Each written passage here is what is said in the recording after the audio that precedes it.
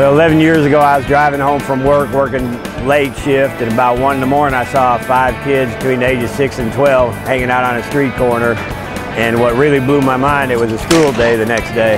It bothered me. Part of me said, you know, don't worry about it, they're not your kids, and part of me said, someone's better start worrying about them. And I think the good Lord just kind of put it on my heart, you know, to do something about it, and I combined my love of the outdoors with my concern for kids. Got together with some friends of mine. We decided to put on an educational format for kids. Named it the West Tennessee Youth Outdoor Jamboree. Had 62 kids show up. We said, man, it can't get any better than that. 11 years later, we're having 2,500 to 3,000 kids show up. And we've seen the difference that it's made in the kids' lives.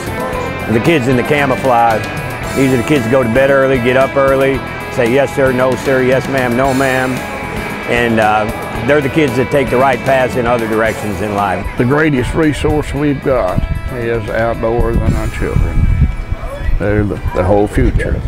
Me and my grandpa were really close. We get along real well. I wanted to see if he'd go with me, and he said sure, and let's go. And we started fishing and hunting, doing a lot of things together.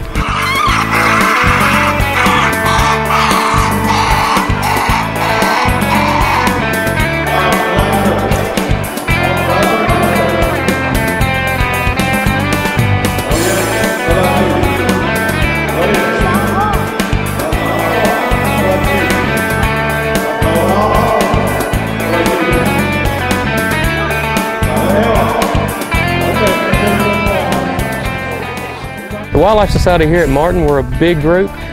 We have about probably 80 members, start at the first of the year. Usually we have about 50 guys that are really active, guys and girls. That's the great thing about this year, that we've got a lot more girls.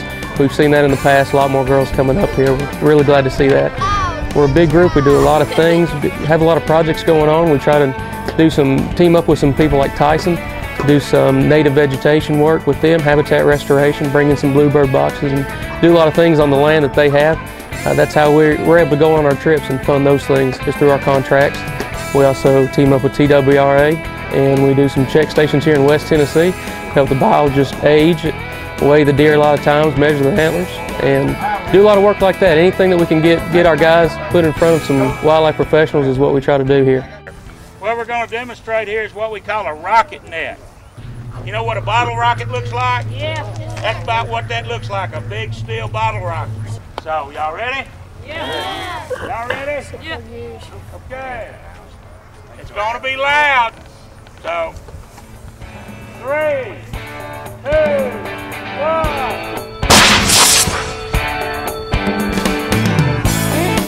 That's how you catch it. If we don't get our young kids involved now, there's not going to be hunting, there's not going to be wildlife. As you can, if you've ever looked at the numbers, you can see our hunters are declining, and it's up to us to really get these kids out in the woods, get them motivated, get them out of the house, and let them enjoy things. When they get out and enjoy nature, that's the best thing that there is.